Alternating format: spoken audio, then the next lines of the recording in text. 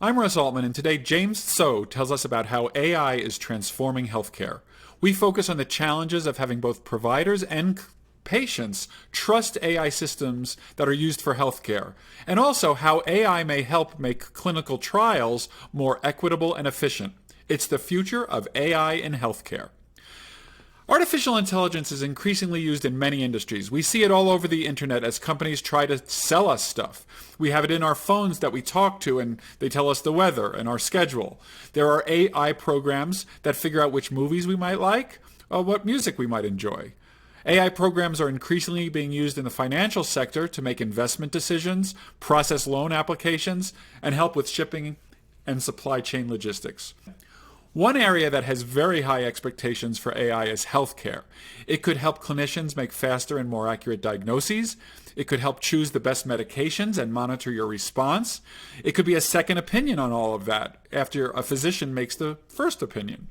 It can already help drive robotic surgery, help manage critically ill patients, and make sure that patients receive appropriate preventive care. And it may also be able to help with the elderly and others who need help at home.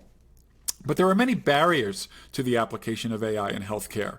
The primary one is, do we trust the programs and will they work better than our current all-human systems? AI programs today typically require lots of historical data in order to learn the patterns of what clinicians do in different situations. But the reliance on historical data means that there may be biases in how medicine is practiced, who gets to access the resources, and how outcomes are measured. So there's a huge issue of trust. Closely related to trust is the issue of privacy. The AI systems that are built require lots of data, and it may include our data. But what do you do if you don't want to be part of the system? Can your data be deleted? What if you want to opt out of having the AI system use your health data? It's one thing to delete it from a file, but what if they've already built the AI system using some of your data? What do they do then? Well, James Zou is a professor of biomedical data science and computer science at Stanford University, and he studies these issues. James, you trained in mathematics, statistics, computer science, and AI and machine learning. Why did you choose to focus on healthcare as a primary area for the application of your work? Great. Thank you, Russ. Really exciting to be here. I think biology and healthcare is really one of the most exciting applications of AI, right? From just developing algorithms perspective, it's such a rich area because the data is so interesting and so oftentimes very high dimensional, very noisy, right? So it's great because it leads to a lot of interesting mathematical problems. We're thinking about dealing with like genomics data and medical imaging data, videos. In terms of the application's impact, I think it's also great, right? Because that's where I think a domain where AI could have some of the most direct and most impactful applications, right? Both in terms of improving healthcare experience on the patient side, also in terms of more basic research in improving drug discovery, the entire pipeline. So that's why I think this is really a great area, this intersection of AI and healthcare and medicine. So, of course, in choosing healthcare as an area, you have to take on some issues that are incredibly important. And I know people are, even in the lay press, there's been discussion about trustworthiness and bias. So I just wanted to start out, I know that you've worked on trust as a key issue. How would you define trust when you're thinking about computer programs and AI? And then how do we approach the issue of trust when it comes to deploying systems and getting both the providers, the healthcare providers, and the patients on board with all of this? Yeah, I think that's a really important topic. I mean, trust is something that we all have a lot of experience with, right? If we get on an airplane, then we want to make sure that the plane is reliable, not 98% of the time, but essentially all the time. Right? Or if I want my car to be really reliable, so I can trust it when I take it across the different road trips. And I think it's a similar notion, that's very understandable, similar notion of trust that we want to have for AI algorithms, right? We want to ensure that these AI algorithms, it's not like they work only well when we're within the confines of Stanford, right? It's that they work well across different settings, right? Across diverse locations for diverse populations. So I think that's really an important notion of trust. do we know how to do this? So we're in a new age now where we're building these AI systems. They're based usually on large collections of data from the past that inform the program about what humans have decided to do and what the outcomes were. Do you feel like we're well situated to have these trustworthy systems, or could that be a showstopper in terms of deployment of these systems? Yeah, so I think we've made a lot of progress. There's been a tremendous amount of progress in developing the AI methodology itself, right, to make the models more reliable. We're still not quite there yet, but there's been a lot of progress on the modeling side. Right? I think where there still needs to be a lot more work to get to the level of trust that we want is more on the data pipeline side. Right? Because one thing that we realize is that these AI models, right, could be very complicated, large neural networks, deep learning models, they're really good at picking up all sorts of things in the data, all sorts of potentially spurious correlations or artifacts in the data, right? Because they're so flexible and so powerful, right? So to really make sure that the models are trustworthy across these diverse applications in healthcare, then we need to also have similar level of trust and quality control in what data that goes into feeding, to training, and evaluating these models. Yes, and it also raises the issue, I think, and I know you've done work in this area of regulation, like government bodies. So, you mentioned some really interesting examples earlier. You said that this could be a little bit like flying a plane, where we have a lot of trust, or our car, and all of those are highly regulated. We have the Federal Transportation Commission, and et cetera, and we have building codes for buildings. So let me ask: the healthcare regulators, which is principally the FDA, but also some other governmental organizations, are they ready for AI? And do they know how to make sure that they can tell that a system is trustworthy, in your opinion? And if not, what needs to happen? So I think that's a really interesting area, and that's an area where we're not quite there yet. Right? So there's still a lot of discussions about what is the proper way to even evaluate an AI system, let's say a medical AI system. Right, so some of the work we did was actually looking at how medical AI systems were evaluated by the FDA before they were approved by the FDA to be used on patients.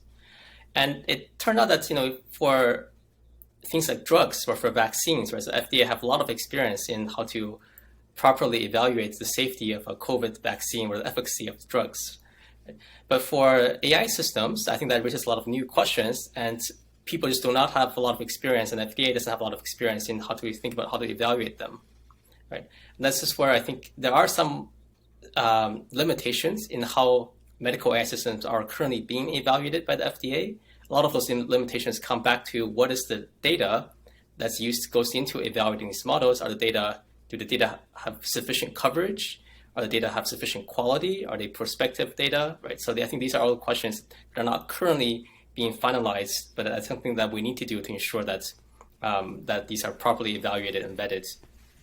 Sure. And when you say coverage, I presume you mean along many dimensions. Like, we want to make sure there's good ethnic coverage for different ethnic groups, but also socioeconomic, maybe geographic.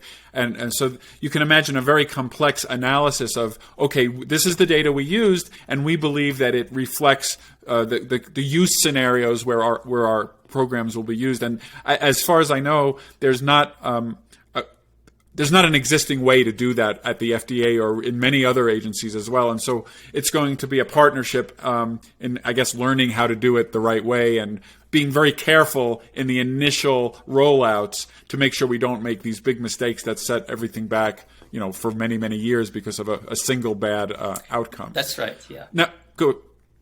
I wanted to ask you about if you imagine, one of the things we have for like a drug is that they do their best to prove that the drug is safe, but there's always a physician in the loop who's making the final decision, typically with the patient, about what drugs are going to be used and whether it's going to be stopped if we don't like the side effects. Do you imagine that these AI systems will have a similar partnership with humans, or do we imagine more automated systems?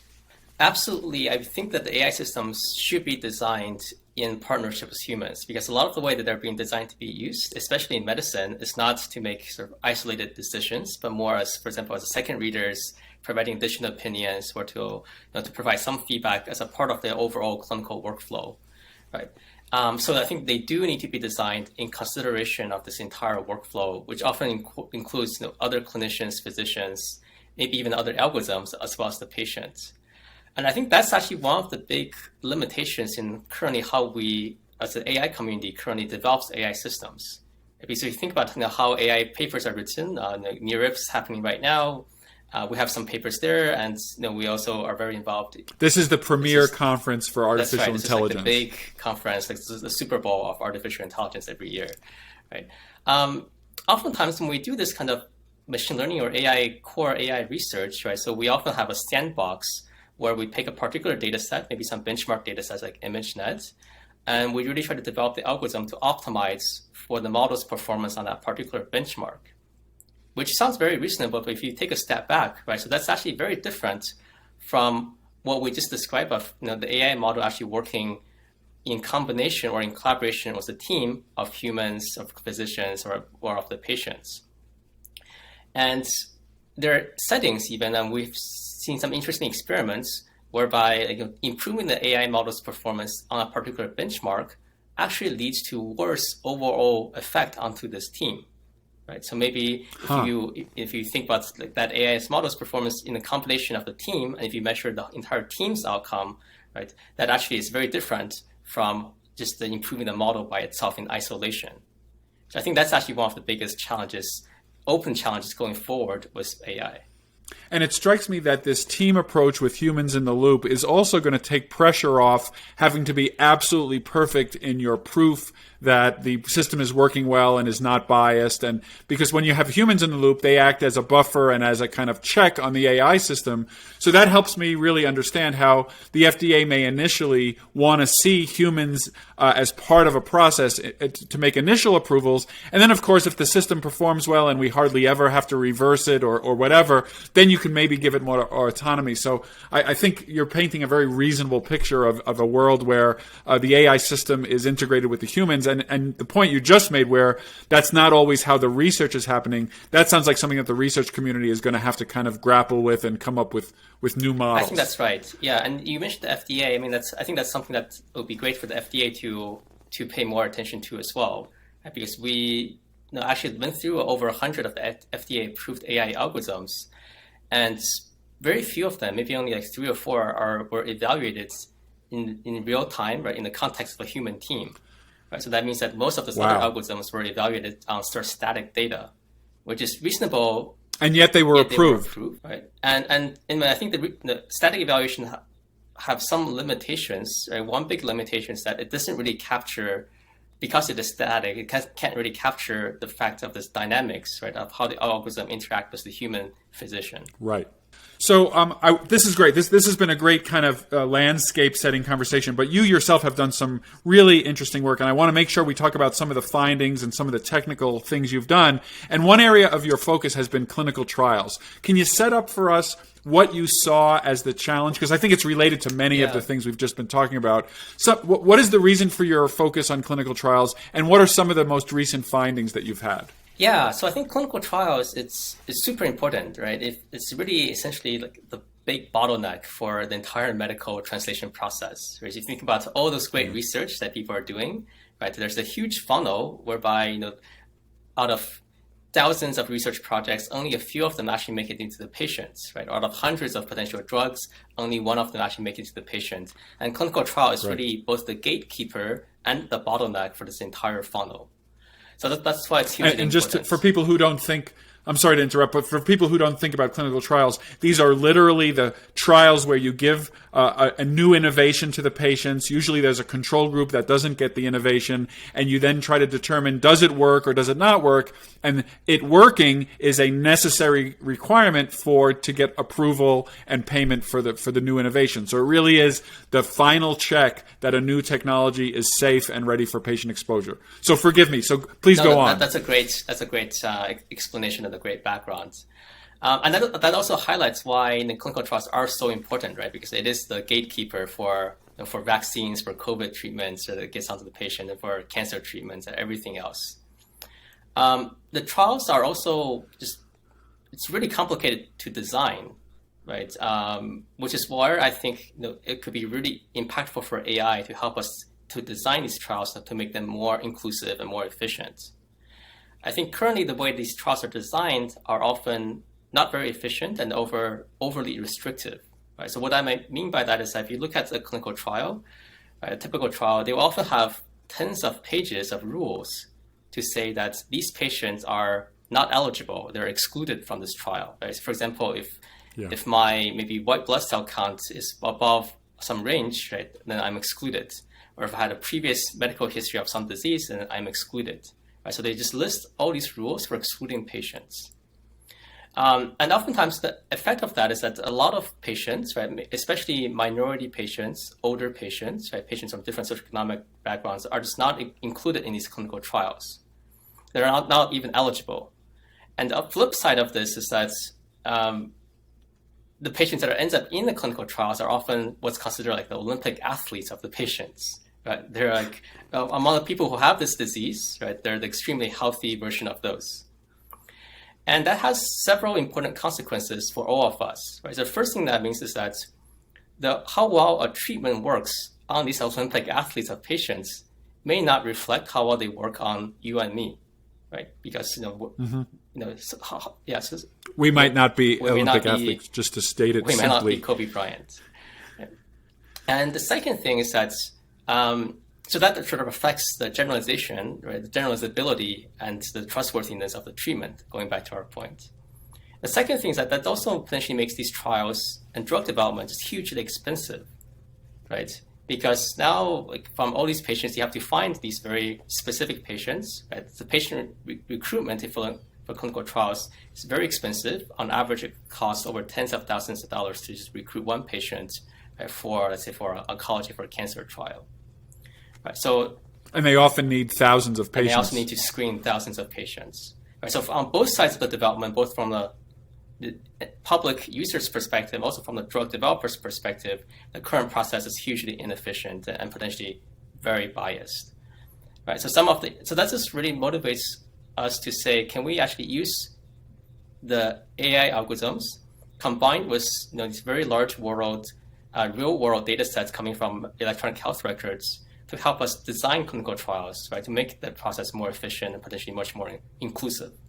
Next, we will hear about how James uses AI techniques to approach all these challenges in designing and running clinical trials.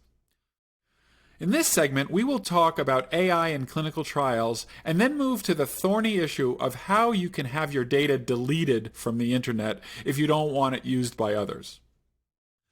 We're back with Professor James Zou. And James, at the end of the last segment, you were describing all of these challenges for clinical trials. You established that they're incredibly important for advancing medicine, and yet they're expensive. There are issues of the Olympic patient and leaving out not all, but many of the regular people. And that leads to obvious issues of the relevance of any study to all of the patients who might be interested in the treatment. So tell me, what have you done to try to begin to solve some of these problems? Yeah, so we developed this tool. It's a computational platform called Pathfinder, which is a collaboration with Roche, Genentech, one of the largest biopharma companies.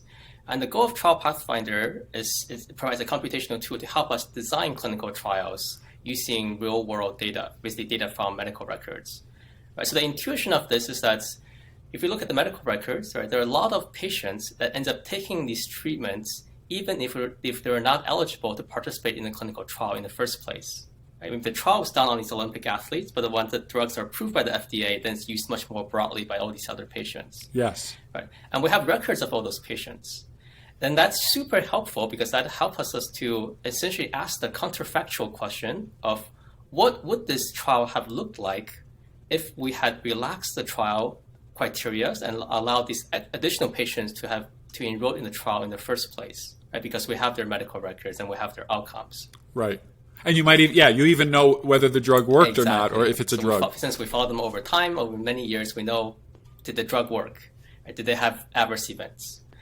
And that's great. So, and that's really the motivation, the secret sauce for this trial Pathfinder. So it's this computational framework that looks at hundreds of thousands of patients, and using that, it basically computationally generates millions of synthetic clinical trials. Right, each of these synthetic clinical trials sort of computationally changes, right, the rules for including or excluding patients. Right, so it adjusts these different rules, And then it's all done computationally, so no real patients is harmed, right? So it's all using the medical record. So just to be clear, you're using the word synthetic because it's almost like pretend, but it's not totally pretend because it's based on real data that you've pulled from the electronic medical records. And then you can do computational experiments to run plausible trials thousands or millions of times and see what happens. Exactly. That's right. So it's using the real world data from real patients to computationally simulate what the trial would have looked like to make these very realistic trials. Do you have to know the results on these patients in order for this to be a useful tool? Because sometimes a drug company may come with a brand new drug that never has been given to other people because it hasn't been released yet. Can you still help them in these cases where it's an entirely novel treatment,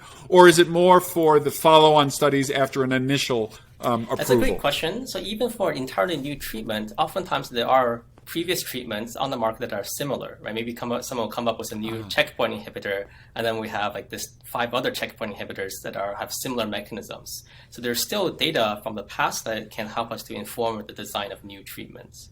Great. Yeah, so you're borrowing information, even if it's only partially relevant, but it can inform your studies. So can you give me an example? I don't know if maybe this is still privileged information, but are there any publicly able to be discussed publicly examples of using this technology to make a trial more efficient or more effective? Yeah. So we actually use this to study a bunch of cancer trials because cancer trials are especially difficult to design, more complex and more expensive.